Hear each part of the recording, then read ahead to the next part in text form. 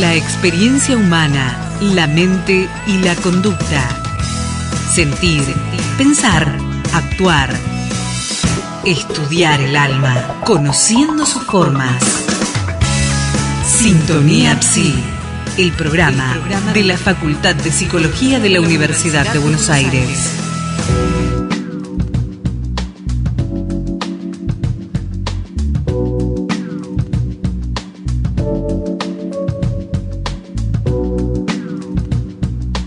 Hola, ¿qué tal? ¿Cómo están? Buenas noches a todos, bienvenidos. Las 9:04 de este día jueves. Ya casi yéndose este mes de junio, muy cerquita del mes de julio. ¿Cómo andan? Buenas noches a todos, una alegría encontrarlos una vez más aquí en la radio de la Universidad de Buenos Aires.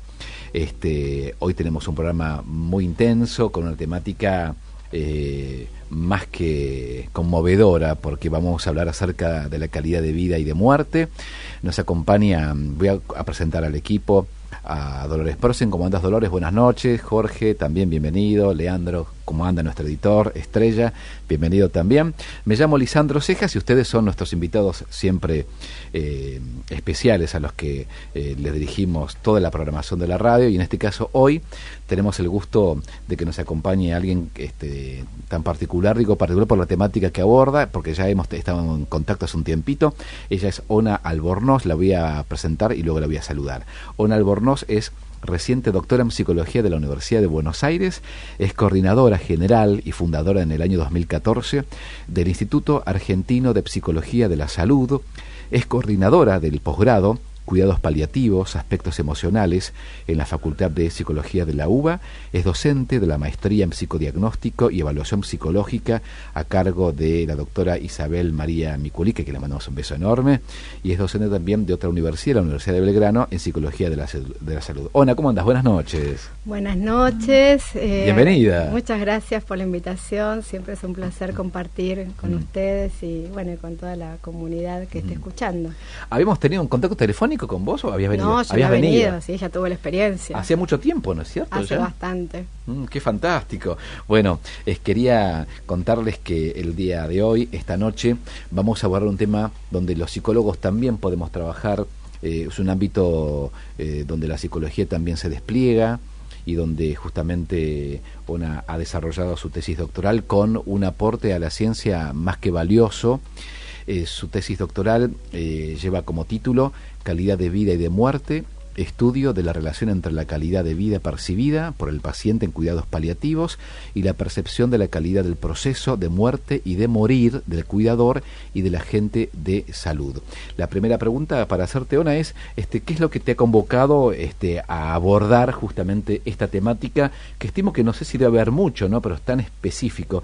¿Qué fue aquello que te hizo detonar tu deseo en abordar esta temática que tiene que ver con la muerte, con la vida, con la percepción de estas cuestiones? Bueno, en sí mismo la práctica, hace casi 20 años que trabajo en este área, y desde la práctica la pregunta de cómo hacer mejor nuestro trabajo, y bueno, y encontrarme con la doctora Miculique, con Maribel, que ella pone el bichito de la investigación en el corazón. Entonces de ahí surgen las preguntas de, bueno, a ver, si yo voy a investigar sobre mi área, ¿qué puedo investigar que pueda servir a la comunidad científica?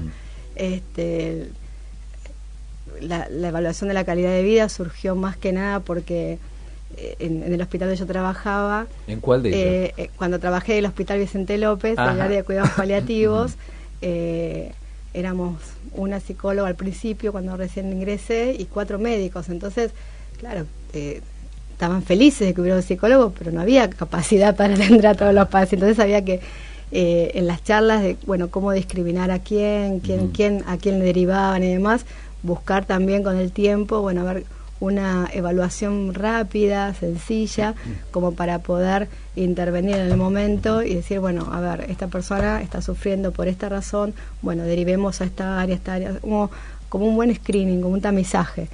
En el área de calidad del proceso de morir y de muerte, más que nada también aprender a evaluarnos nosotros como profesionales, ¿no? No es un área fácilmente soportable porque nos enfrenta justamente a la muerte o quizás a la calidad de muerte. Y estimo que no es para cualquiera. Uno tiene que tener las cosas como bastante bien organizadas, ¿no? Porque trabajar, digamos, en un lugar donde uno está cuidando a un otro o digamos, acompañándolo en un desenlace que sea lo más, a ver, ¿cómo decirlo? Lo más digno posible, digamos. Cuando hablamos de cuidados paliativos, ¿a qué nos referimos? Cuidados paliativos es el abordaje, es el trabajo que se realiza para mejorar la calidad de vida, tanto de una persona que tenga una enfermedad crónica avanzada, como de sus familiares, interviniendo o trabajando específicamente con sintomatología física, dolor, sobre todo dolor, náuseas, vómitos, etcétera, digamos, concomitantes a la enfermedad, los aspectos emocionales, los aspectos psicológicos, sociales, familiares. Y lo interesante de cuidados paliativos es que introduce la espiritualidad como parte de en lo que nosotros tenemos que intervenir. No solo el psicólogo. En la espiritualidad pueden trabajar, digamos, cualquiera de los integrantes, porque cuidados paliativos sí o sí se realiza de la mejor manera en forma interdisciplinaria. O sea que, digamos, la espiritualidad o la religión, que no es lo mismo, inciden favorablemente en lo que es el bienestar psicológico en estos procesos. Bueno, es interesante tu pregunta porque los datos a nivel internacional y los que dieron, digamos, como conclusión dentro de la tesis, es que hay un momento donde incide, pero en el último momento en sí mismo no. Porque la persona se mete tan hacia adentro, hay un ensimismamiento tan potente del sujeto, ajá, donde lo que necesita es sus seres queridos. Entonces ya está, si son personas creyentes, ayuda, pero lo más importante tiene que ver con lo que siente que pueden dejar acá, digamos, ¿no? Hay personas que son muy religiosas y no espirituales. Hay personas que son muy espirituales y no siguen ninguna religión, y hay personas que tienen las dos cuestiones juntas, ¿no? Y me parece lo más importante es evaluar, bueno, en esa persona qué significa lo espiritual y cómo podemos intervenir para ayudarlo a lo espiritual. A veces va a ser llamar a un cura porque la persona quiere confesarse, llamar a un rabino porque quiere conversar, en cualquier digamos, de cualquier religión. Y a veces va a ser, bueno, que tiene que ver más lo que tiene que ver con, bueno, ¿y qué va a pasar después cuando yo no esté? Y qué le quiero dejar a mis hijos. A veces lo espiritual pasa más por trascender y dejar una carta o dejar un testamento realizado, de acuerdo al sujeto y de acuerdo a la experiencia de vida de ese sujeto. Es tan interesante porque en tu tesis, que es enorme, acá tengo impresa la tesis, es enorme todo lo que has trabajado, ¿no? Y vos hablas acerca de la percepción, ¿no? De la muerte y del morir. No solamente por quien está en ese proceso de quizás alejándose de la vida o soltando la vida cuando a veces no quiere serlo, sino del cuidador, ¿no? La percepción del cuidador y de la gente de salud, que es interesante. Claro, porque la tesis constaba de dos partes. La primera parte es la evaluación de la calidad de vida de acuerdo a la percepción de el enfermo, digamos, la persona que está atravesando la enfermedad y del cuidador principal. Entonces la idea era relacionar o ver si había relación estadísticamente hablando, ¿no?, entre lo que plantea uno y otro. Y después era la percepción de la calidad del proceso de morir y de muerte del cuidador principal, porque bueno, nadie va a hablar de su propia muerte porque ya está muerto, digamos, y del agente de salud, y ver si había relación entre lo que evaluaba uno y otro. Y la verdad que hubo hubo una relación muy significativa entre lo que percibió el cuidador principal y el agente de salud, y lo que percibe de la calidad de vida el cuidador principal y el propio enfermo, digamos, sí, ¿no? Cuando vos decís cuidador principal, ¿a quién te referís? El cuidador principal es la persona, a nivel internacional lo que se plantea es que son personas que informalmente cuidan al paciente. Existen personas que se pagan, ajá, pero más la denominación se refiere más a el familiar, la persona que cuida a ese paciente la mayoría del tiempo, ¿sí? Son los que se quedan en los hospitales, pasan la noche, sí, familiares. los que están en la casa y dejan de trabajar, los que se ocupan del alimento, de la medicación, a veces está repartido, pero en general uno lo que hace es detectar cuál es el cuidador principal, porque al cuidador principal también hay que cuidarlo, porque es parte del equipo en cuidados paliativos. Y aparte debe ser muy estresante ese acompañamiento. Exactamente, ¿no? Entonces tenemos que cuidarlos.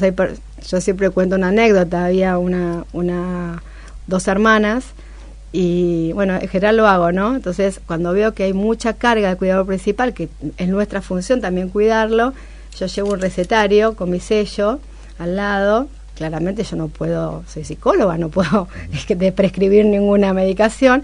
Entonces digo, no, bueno, para usted, entonces yo escribo, hago el sello, el ruidito, la firma, la fecha, todo, y se lo doy. Una puesta en escena, digamos. Claro, una puesta en escena, así como muy actoral, se lo doy al cuidador principal. O se lo doy, depende del tipo de persona que está con la enfermedad, depende del estilo y el trabajo que hay que realizar, se lo doy a uno de los dos y que lo lea en voz alta. Y la prescripción es salir a tomar un café al menos una vez por semana, 1 hora con una amiga. Entonces empiezan a reír, bueno, pero ¿cómo? Entonces yo busco que la persona que está enferma, que se alíe conmigo para ayudar al cuidador principal a que baje el desgaste. A veces lo que hago es ver cuánta red hay, y si hay no sé, veo que siempre hay una hermana que viene a cuidar. Bueno, cuando venga la hermana, usted puede ir a dormir una siesta, o cuando voy yo, puede ir a dormir una siesta, o puede salir con una amiga, para que empiece a drenar un poco, porque si no, realmente es mucha carga. Y si nosotros perdemos al cuidador principal porque se enferma, porque tiene demasiado estrés, sabemos que el estrés genera cascada hormonal de cortisol, que genera una respuesta psicoinmunoneuroendocrinológica, y necesitamos cuidar a ese cuidador. Entonces, mucho de nuestro trabajo es eso, es detectar si hay un cuidador que está en riesgo y generar algún tipo de intervención para bajar, digamos, el estrés. Es interesante porque no solamente se trabaja con la persona que está en un proceso de muerte. ¿Está bien dicho decir proceso de muerte? Proceso de morir. Proceso de morir, digamos. Todos estamos muriendo un poquitito, lamento comunicar. A todos nos va a llegar. Estamos cada día, digamos, estamos vivos y estamos viviendo un día más, pero también estamos hacia ese lugar. Sí, es interesante, Ona, porque no solamente se acompaña al paciente, digamos, que puede estar en la casa o que puede estar en algún hospital, que luego vamos a ver cuál es el mejor lugar para despedirse de la vida. Fíjate cómo intento utilizar metáforas para hablar de la muerte, como angustia, ¿no? La temática, ¿no? Cómo nos conmueve. Pero también el trabajo que se hace desde la psicología con el cuidador principal, con la familia, porque despedir a un ser querido que está pasando por una situación de enfermedad, y cuando sabemos que esa enfermedad lamentablemente está muy avanzada y que lleva a un proceso de morir, los montantes de angustia y de tristeza y de estrés deben ser elevadísimos para cualquier familia, ¿no? Digo, imagino un accidente, un ser querido, joven, que está en un hospital, y desde la medicina nos dicen que las posibilidades de sobrevida son muy bajas. Digo, debe ser esto de tener que sostener, soportar, acompañar a una familia, es muy complejo. Claro, habría que hacer una diferencia. Cuando aparece un evento específico, como un accidente, podría trabajar un paliativista del hospital y sostener la familia, o cualquier persona de salud mental que sostenga la familia, eso se realiza. Otra cuestión es cuando aparece una enfermedad crónica y esto se va a dilatar en el tiempo, ¿no? Entonces, por eso, a nivel internacional, cuidados paliativos empieza a trabajar cada vez antes con la familia y con el paciente para ser parte del proceso de sanación, bueno, qué palabra, ¿no? De cuidado de los síntomas y demás, y no llegar a último momento y ser ya parte del equipo tratante. Y ahora, ¿esto está instalado en nuestro país, digamos, como esta red de contención, desde un psicólogo que esté especializado en esta temática, médicos que estén acompañando? ¿Está instalado o es novedoso? Depende de que llamemos novedoso en cuanto a años, ¿no? La medicina es como ya es adulta, y cuidados paliativos es un adolescente que está interviniendo hace 30 años en Argentina, y a nivel mundial la que comenzó fue Cicely Sanders, ella tiene una frase maravillosa que dice: te voy a ayudar a llegar hasta el último momento viviendo lo mejor posible la vida, a hacer lo más parecido a vos mismo hasta el último momento.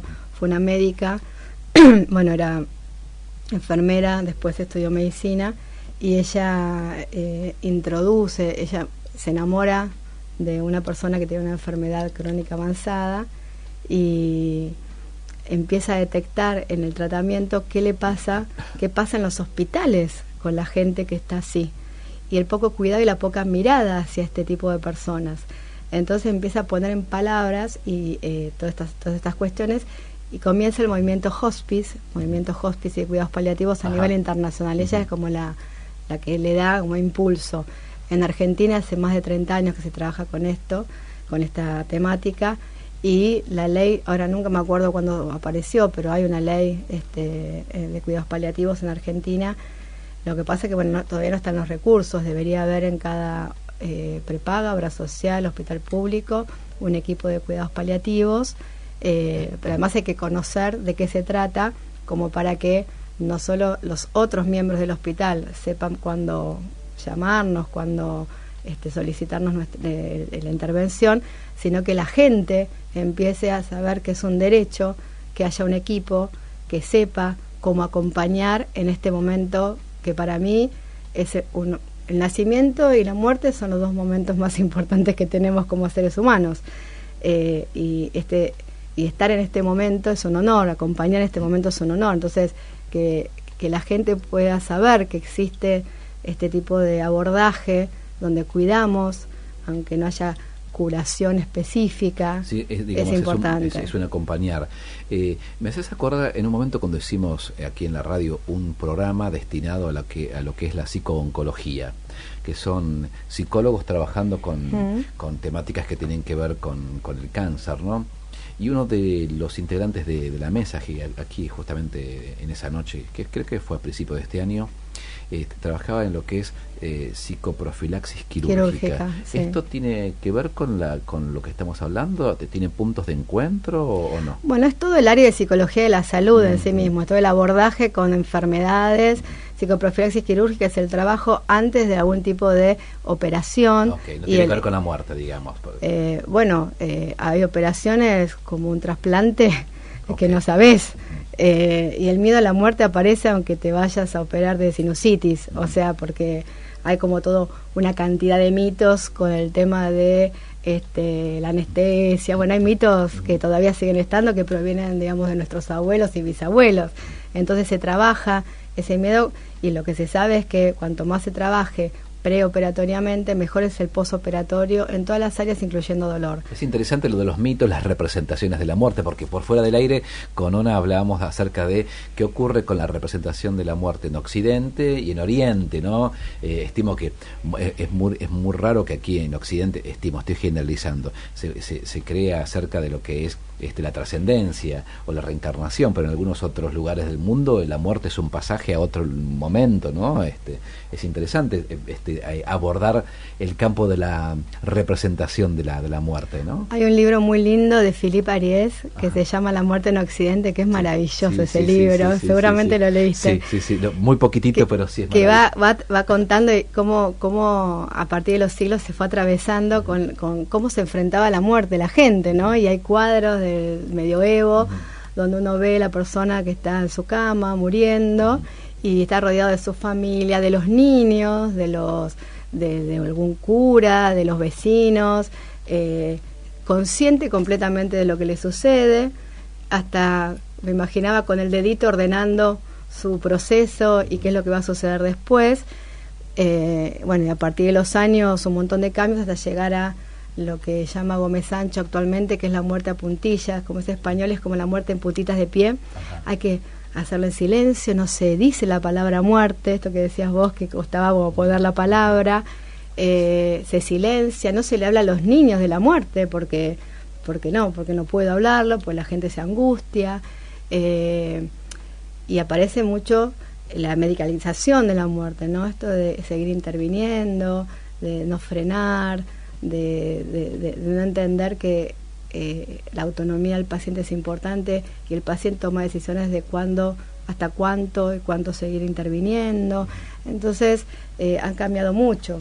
Los ritos, esta cosa de velar masivamente, el duelo que se hacía público y durante un año se usaba luto y demás, bueno, ya pasó, cremamos rapidito, un par de horitos de velatorio, se terminó. Hubo un cambio, estamos hablando siempre de Occidente, de todo Occidente, donde la muerte necesita, no quiero pensar en eso. Sí, es como que queda relegada. Claro, sí, digamos, sin abordarlo desde ni siquiera desde lo simbólico. Y me parece que una estrategia es poder, cuando comienza, por ejemplo, salvando las distancias, digamos, cuando se aborda la cuestión del cáncer, ¿no? Bueno, nombrar la palabra, ¿no? Hacerse amigo de la palabra, poder decirlo, sacarle el miedo a eso, ¿no? Que es una forma también de poder intervenir. Y con la muerte estimo que pasa lo mismo. Lo que pasa es que constitutivamente la muerte es algo que no tiene representación psíquica, entonces claro, toca el hueso propio de lo real de cada sujeto, ¿no? Exactamente, eso es lo que uno no se quiere enfrentar. Entonces yo le contaba un poquito antes de empezar que hasta en los congresos muchas veces los horarios que permiten que yo exponga algo de lo que son los cuidados paliativos son horarios de los peores, digamos, o sea, 2 de la tarde, el último horario del último día donde ya la gente se fue, o a las 8 de la mañana donde todavía la gente no se despertó. Como que se ve plasmado a nivel social ese tipo de cuestiones. Igual ha cambiado, si yo hace 20 años que hago este trabajo, ha cambiado enormemente, ¿no? Desde poder introducirlo en la universidad, este tema de que te llamen para poder hablar de esto, ¿no? Poder abrir y que se hable. Bueno, la película ahora, la última, no me acuerdo de qué marca o de qué, que lo hizo, pero la película Coco, que fue maravillosa, porque permitió que los padres hablen con sus hijos, pues los hijos preguntan, hay edades donde se habla mucho de la muerte y los padres se asustan.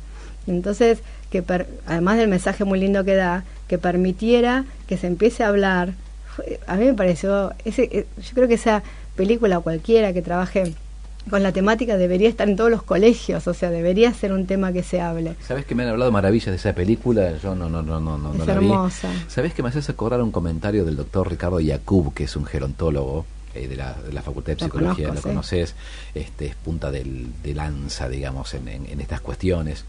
Y él decía, fíjate, Lisandro, que tenemos como materias obligatorias niñez, adolescencia y adulto, ¿no?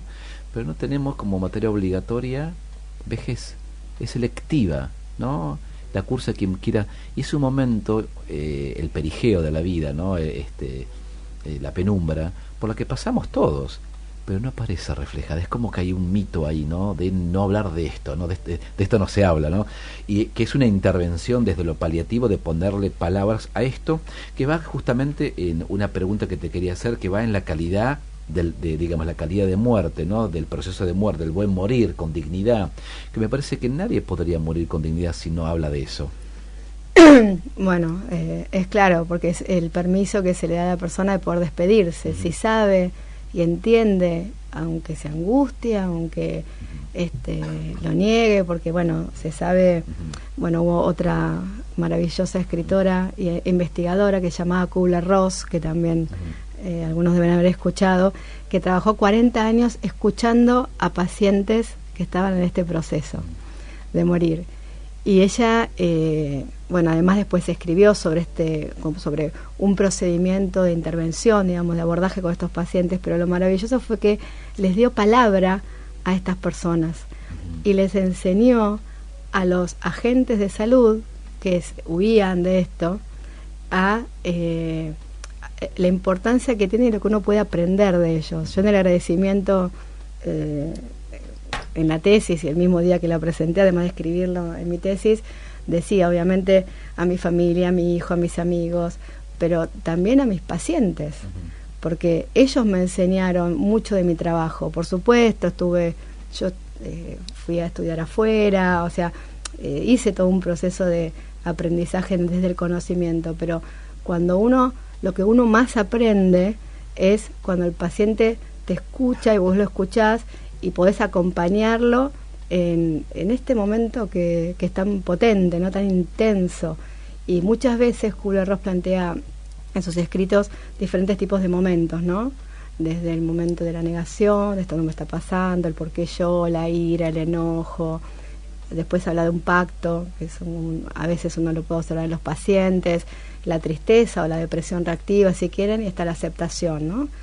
El problema es cuando el paciente va a poder llegar hasta donde llegue, hasta donde pueda y el tiempo que tengamos, pero a veces la familia está en un momento, digamos, de este impacto de la enfermedad o del proceso de terminalidad, y el paciente está en otro. Entonces capaz el paciente necesita sentarse y decirle, bueno, si yo me muero mañana, quiero que hagas tal cosa.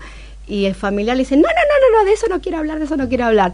Entonces, parte de lo que hace el psicólogo es, bueno, mostrar estos diferentes momentos y aunarlos como para que el paciente que quiere hablar de esto, que tiene la autonomía y las riendas de su vida, aunque esté en proceso de morir, y necesita plantear ciertas cuestiones, que la familia se lo permita, sin juzgar a la familia, porque no es fácil esto. Cuando aparece una familia es una bomba que explota. Entonces, otra de las cuestiones que uno aprende, me parece como paliativista, es que, y ojalá como psicólogos todos, ¿no?, a no juzgar, porque esa familia hace lo que puede, y si lo podemos ayudar, bien, y si no, estamos nosotros para acompañar, porque hay historias, ¿no?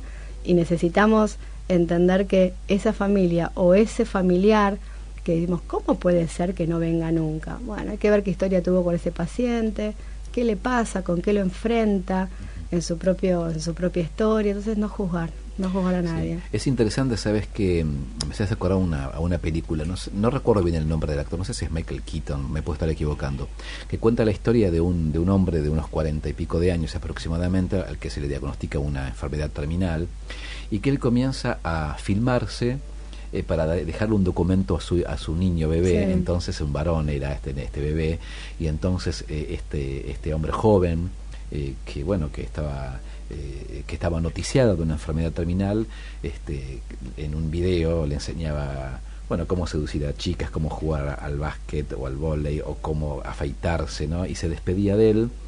Y una de las escenas de la película muestra que él, su sueño era tener un circo, ¿no?, en la casa, y fue muy emocionante esa película, tuvo mucha repercusión. No recuerdo bien el nombre de la película, pero bueno, una de las escenas es como la familia le entregan a él digamos en el parque durante un asado una suerte de circo, así como habían contratado como a gente en zancos y a magos.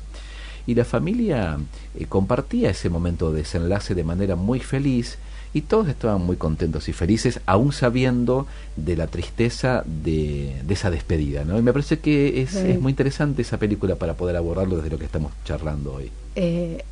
Lo que puedo contar a eso es, parte de nuestro trabajo es ese, digamos, que la persona a veces deje lo que necesite para los que quedan. A veces pueden hablarlo y a veces necesitan describirlo.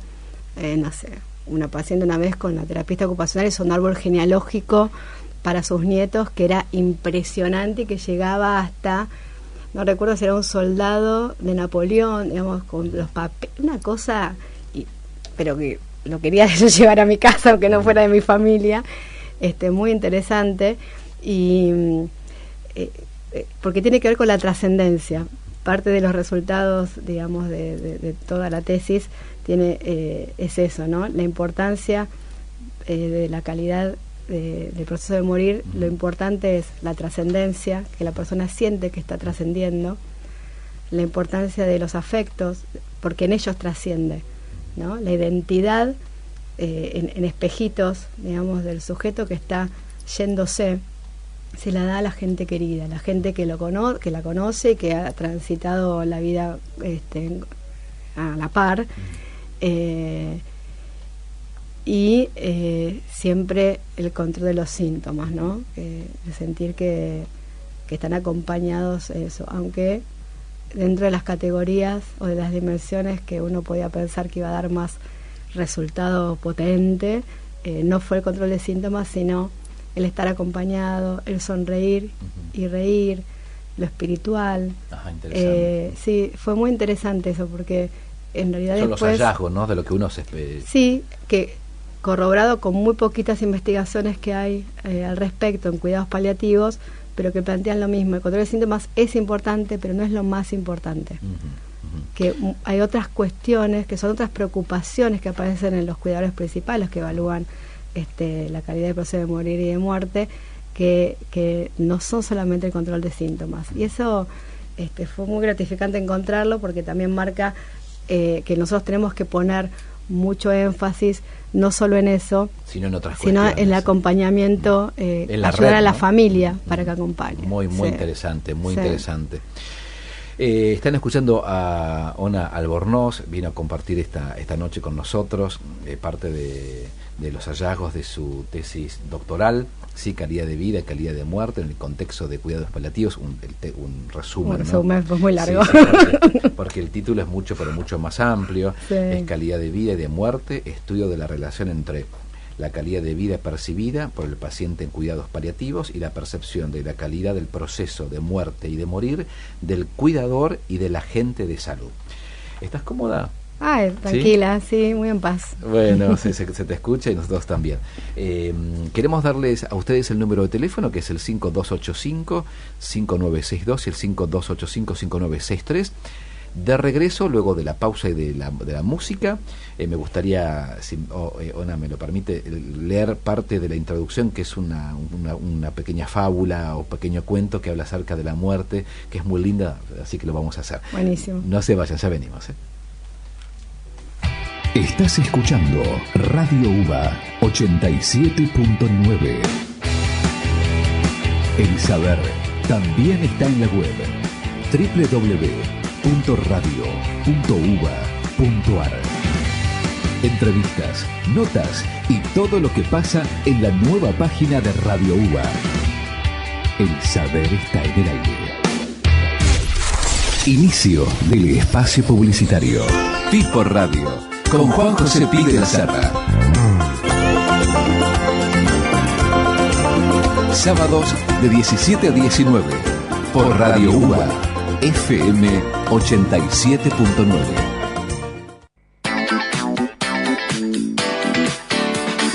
Anótate en los cursos intensivos del Rojas. Arte, tecnología, informática, humanidades, comunicación, periodismo, administración, cine, teatro, fotografía, diseño, danza, tango, letras, turismo y cuidado de la salud. Informate y anotate en www.rojas.uba.ar.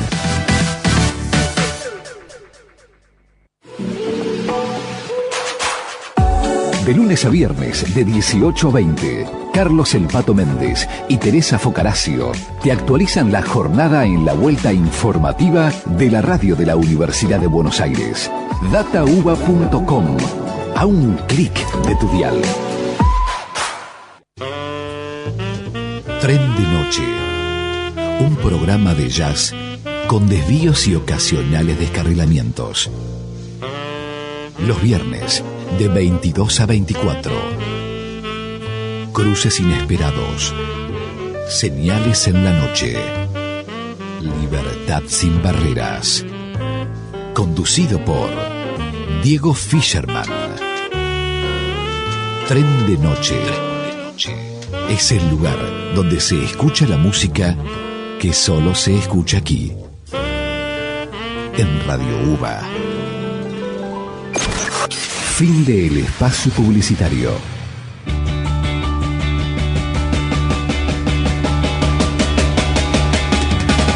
Somos el resultado de nuestro esfuerzo.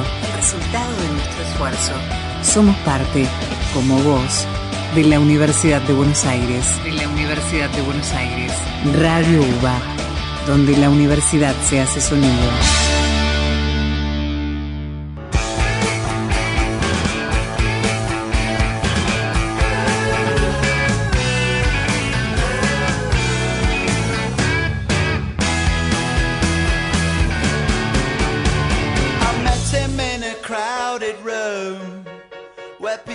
go to drink away their gloom. He sat me down and so began the story of a charmless man, educated the expensive way. He knows his Clara from his Beaujolais. I think he'd like to have been running cray, but then nature didn't make him that way. He went na na na na na na na, na na na na na na na na. He thinks he's educated as those family shows will protect him, will respect him. He moves in circles of friends who just pretend that they like him. He does the same to them, and when you put it all together, there's the model of a charmless man.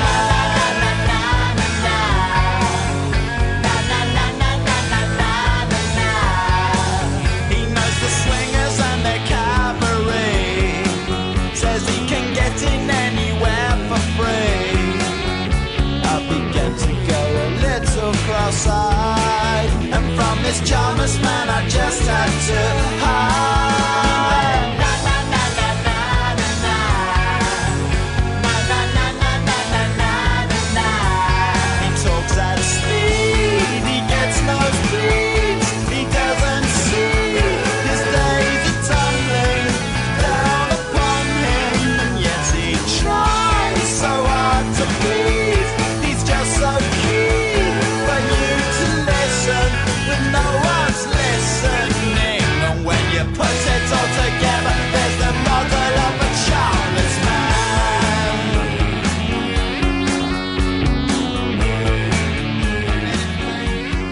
Sintonía al libre albedrío. Sintonía Psi.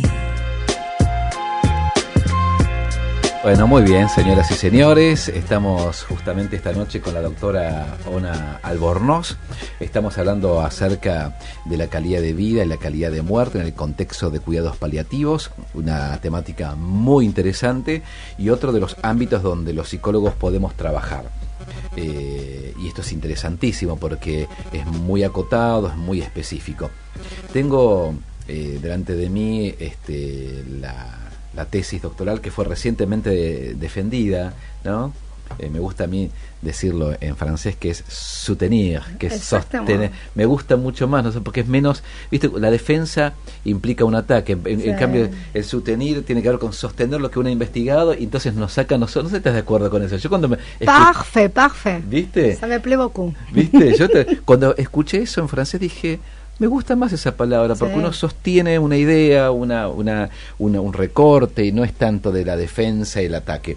Voy a compartir lo que Ona ha escrito y ha recuperado de algunos autores, que me gusta mucho porque es muy poético. Dice: la inevitabilidad de la muerte es un hecho representado de muchas maneras en las diferentes culturas. Farim al-Din Attar, poeta persa del siglo XII, relata una leyenda en la que un siervo aterrado le pide a su señor un caballo veloz para huir a Samarcanda. El señor, lleno de curiosidad, le pregunta la razón, y el servidor responde lleno de miedo que se ha encontrado con la muerte en el mercado y ésta le ha hecho un gesto de amenaza.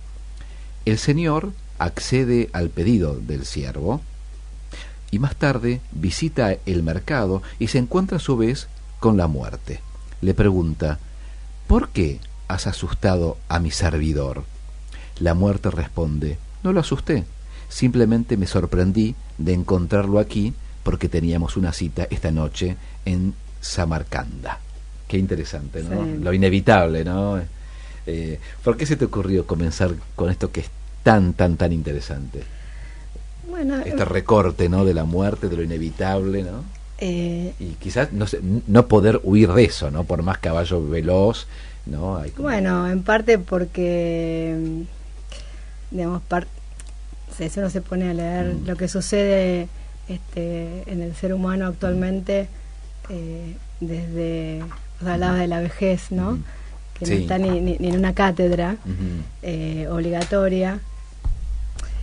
la vejez, la muerte, es con lo que luchamos, parece, en el día a día en Occidente, y entonces con las operaciones, con parecer más joven, y con no hablar de algo que es tan inevitable como que va a llegar. Entonces, filosóficamente hay muchas cosas escritas al respecto, y bueno, claramente yo me manejo mucho desde la psicología existencial, ¿no? En esto de la inevitabilidad de la muerte, pero también de la capacidad que tenemos los seres humanos de elegir, de ser libres y de poder entender que hay un sentido, y que ese quiebre de sentido cuando aparece el enfrentamiento con una enfermedad grave y por ende con el pensamiento sobre la muerte, parte del trabajo que tenemos que hacer es como ayudar a que el sentido se recobre o que se busque uno nuevo, claramente, ¿no?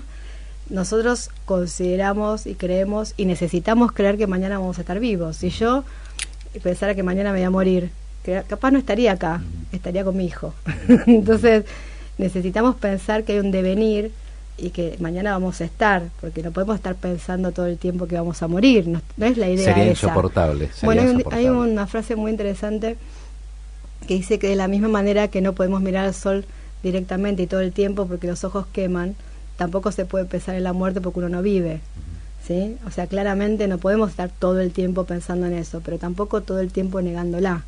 Y la vida te lleva y te ofrece situaciones donde vos podés o negarla o enfrentarte un ratito y ver, bueno, a ver, ¿no? Esto de reacomodar la biblioteca, que esto lo plantean muchos pacientes frente a la enfermedad, frente al impacto de cualquier enfermedad, aunque no sea crónica. Mira, me diagnosticaron esto, el impacto de la enfermedad es en general, digamos, más allá de la cronicidad o de la terminalidad, si quieren llamarlo así. Y entonces la persona se pregunta cosas y dice, y yo que me estuve preocupando por esto, y entonces me doy cuenta que la vida es otra cosa. A veces cuando uno va a algún lugar, habla de cuidados paliativos, me ha pasado muchas veces, hasta me he visto de colores, porque si no creen que viene alguien a hablar de algo terrible y triste, y en realidad hablamos de la vida, porque el paciente está vivo hasta el último suspiro, y nosotros tenemos que acompañar a que sea lo más parecido a sí mismo hasta el último momento, y acompañar a esa familia a que reconozcan a esa persona que tiene a su familiar que está en este proceso de ir despidiéndose, que lo reconozca y que lo pueda sentir y tocar y mimar y cuidar, y que entienda que un abuelo puede enojarse porque no puede tirarse al suelo a jugar con su nieto, pero uno ahí le cambia el sentido y dice, bueno, no puede tirarse al suelo, pero puede subirlo a UPA o puede contarle la historia de la familia, ¿no? Más desde lo que hacían los sabios, lo que hacen en el Oriente, o lo que hacían los sabios aborígenes, ¿no? Porque la historia de la familia lo tienen los viejitos. Entonces, eso sí se puede hacer, aunque uno no pueda con su cuerpo responder. Bueno, hay un montón de cosas que uno puede trabajar en ese sentido, ¿no? Con los pacientes. Sabes que te escucho y me parece muy, pero muy valioso. Es como si en esos momentos el paliativista, se dice, ¿sí? Quien está cuidando, acompañando, es como si le enseñara a un sujeto a vérselas de a poco con la muerte, ¿no? Y poder maniobrar desde un punto más simbólico, porque no es representación psíquica de la muerte. Cómo encontrarse con eso que uno...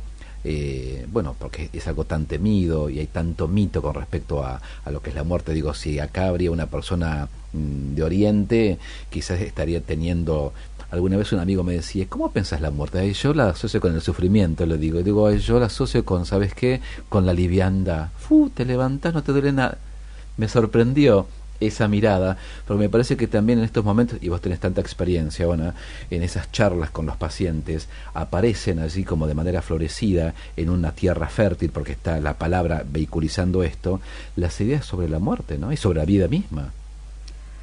Sí, en realidad ellos, lo que uno va conversando en el día a día tiene que ver con la vida, porque están acá todavía, y hay que como estrujar la vida y utilizarla y disfrutarla, aún en este proceso. Pero también aparece la pregunta, o uno lo lleva a que se pregunte sobre la muerte, o sobre lo que significa la finitud, en realidad. Bueno, ¿y qué piensa? ¿Qué piensa? ¿Qué lo asusta, digamos, de ese momento? Y es interesante porque lo que ellos plantean en general es a no saber cómo va a ser, si van a sufrir en ese momento, o si les va a doler, o qué va a pasar con los familiares cuando ellos no estén, y muchas veces piden por favor no los abandones, cuidalos. El miedo a la muerte en sí misma no es un tema que los angustie. Los angustia el no saber cómo, que es lo que no sabemos, ¿no? Porque del después tampoco lo sabemos. Entonces eso capaz no es lo más angustiante. Lo que los angustia es ¿y cómo va a ser? Y qué puedo controlar también yo de esto, ¿no? De este proceso. ¿Qué puedo yo decidir al respecto? Sí, y me quedé pensando que no solamente se acompaña a quien que está a quien está pasando por un proceso de muerte o quien va a morir, sino a quienes los cuidan, y esto incluye a todo un grupo de gente, no solamente a la familia, que son los que quizás tienen un vínculo afectivo, sino también al cuerpo médico también, ¿no es cierto? Y nosotros, el psicólogo paliativista pone mucha atención al equipo de salud, porque a veces trabajamos con un paciente de mucho tiempo, no unos meses, trabajamos 1 año, 2 años, depende la patología que tenga, la enfermedad que tenga. Entonces tenemos que detectar si hay alguien que está cansado también, o si nosotros nos cansamos. Vos me preguntabas hace un ratito, ¿y no te pone triste este trabajo? Primero no lo haría, porque no, masoquista no soy, pero es tal la paz que da poder acompañar esto. Vos mostrabas esta película, ¿no? Y este momento y demás. Nosotros somos testigos de momentos irrepetibles en el cine, o sea, de momentos profundamente humanos que nos nutren. No significa que después de trabajar cierta cantidad de tiempo con un paciente uno no extraña ir a la casa o el cafecito que te hacía o alguna cuestión, digamos, de las conversaciones que uno tenía. Pero bueno, sabemos que es así. Entonces cuando uno conoce a un paciente ya sabe cuál va a ser ese proceso, y es un honor acompañarlos en ese momento. Yo siempre lo cuento, bueno, no me da vergüenza decir que he llorado por pacientes, pero en 20 años o casi 20 años de trabajo recuerdo tres pacientes con los cuales sentí mucha angustia. En uno porque estaba fuera del país, estaba trabajando en Francia y supe que había fallecido, y yo hubiese querido estar porque le había acompañado más de 1 año, pero bueno, era ese momento y nos despedimos con esta paciente. Y en los otros 2 casos eran personas jóvenes. Y me acuerdo una vez que hice una mini investigación en esta cosa curiosa que uno tiene, y de la reunión de equipo que teníamos, bueno, que uno tiene que tener siempre en paliativos porque hay que trabajar sobre los pacientes.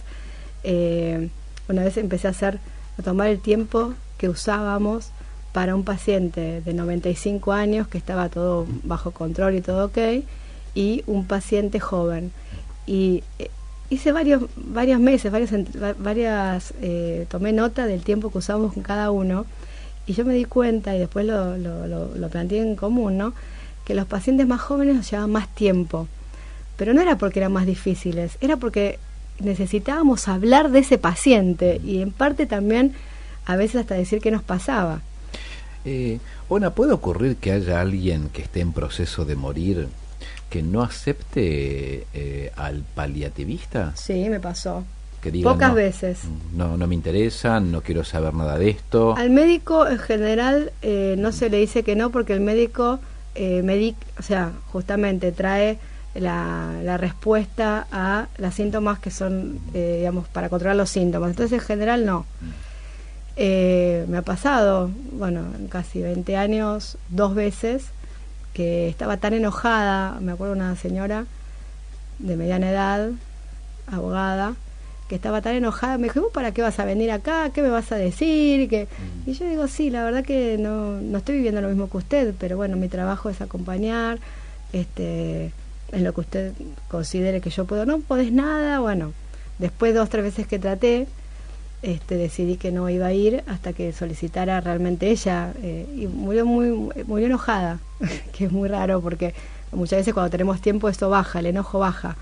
Pero muy pocas veces, te digo, en 20 años 2 veces no aceptaron psicólogos. Está bien, digo, pero el enojo también estimo que debe ser la otra cara de la angustia, y digo, una persona que está enferma, ¿no? Sí, completamente. Sí, digo, me quedé pensando que son temas tan delicados, digo, alguien que esté pasando por un proceso así, que quiera mucho la vida, que ame vivir, ¿no? Que ame profundamente vivir, seguramente es un sentimiento tan esperable que esté tan enojado por lo que va pasando, ¿no? Lo que sucede es que esto que te contaba en las etapas, uno las estudia así y las puede ver en los pacientes así, pero muchas veces sucede que la persona está tranquila, está disfrutando, no sé, el casamiento de el amigo que estaba esperando, y disfruta ese momento, está conectado con la vida, con la aceptación de lo que va a pasar, y 2 días después está enojado de nuevo, porque las emociones son fluctuantes, no es que uno es un soldadito emocional que va pasando por etapas y llega ese momento y se queda ahí, no.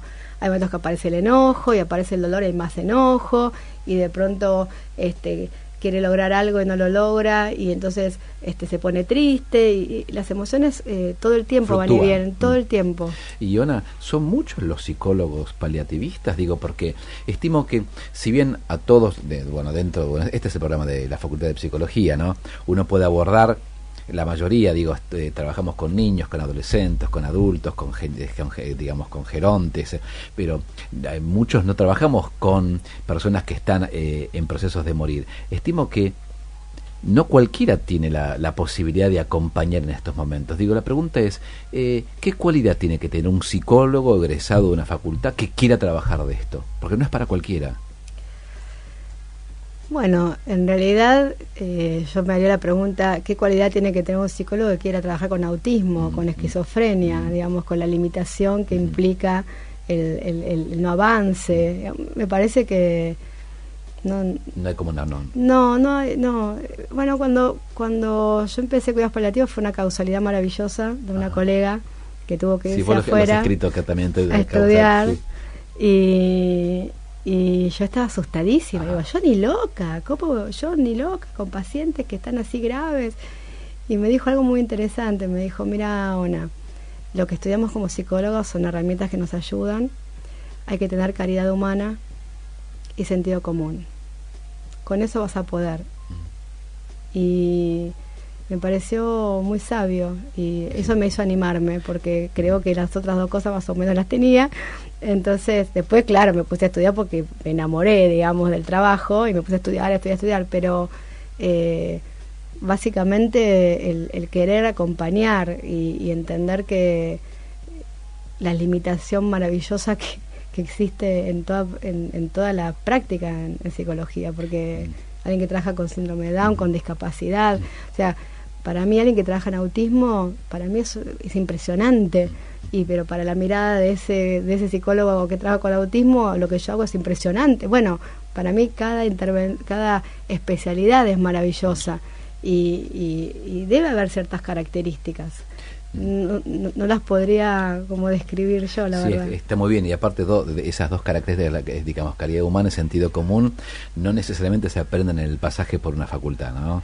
Sí, no. Bueno, mucho trabajo terapéutico encima también, ¿no? Porque bueno, para todo tipo de trabajo que hagamos como psicólogos tenemos que tener cosas como medio trabajadas. No es que yo digo, si mañana me entero que tengo una enfermedad, decir, ¡ay, qué bueno, qué divertido! No. Pero bueno, voy a tener otras herramientas probablemente, y no significa que no me enoje, que no sufra, ni que me ponga triste, pero hay otras herramientas que están en juego, ya ahora. Julio de Avellaneda dice, ¿cómo influye la negación y la depresión en el proceso de morir? Bueno, la negación es el trabajo más fuerte que tenemos, porque, a ver, la negación es así, hay una negación que es adaptativa y una negación inadaptativa. La negación adaptativa es la que hace que la persona pueda disfrutar un casamiento o un evento familiar sin estar pensando lo que le está pasando en su vida, ¿no? Que es, bueno, poco a poco me estoy enfrentando a la muerte.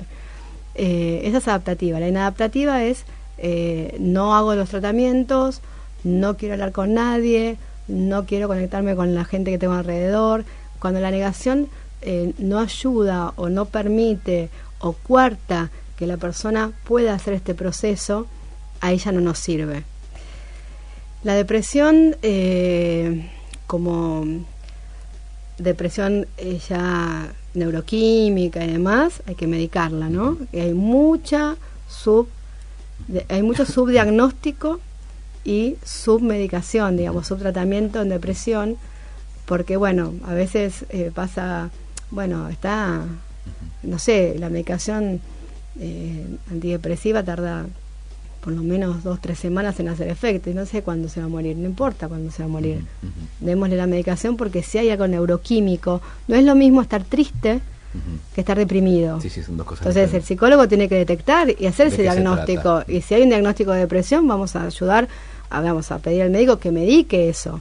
Entonces, si hay una persona con depresión, va a mirar la vida con anteojos negros. Entonces tenemos que trabajar sobre eso, como en cualquier depresión, frente a una situación que es más compleja, porque es el enfrentamiento frente a su finitud, ¿no? Pero en eso podemos analizar frente a la pregunta que hace Bien, las 10 de la noche en punto. Yo me quedaría todo el tiempo hablando con Ona. Muchas gracias por haber venido, Ona, muy gentil.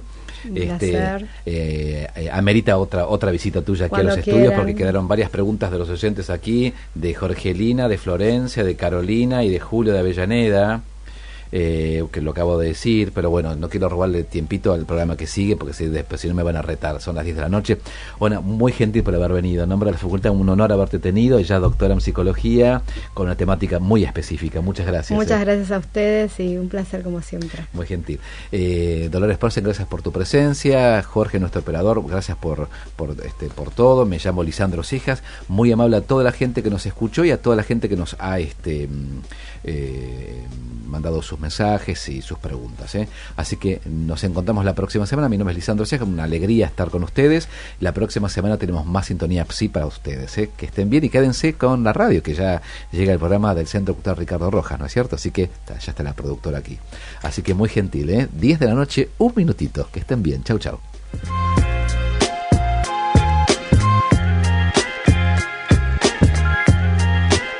Sintonía PSI, el programa de la Facultad de Psicología de la Universidad de Buenos Aires.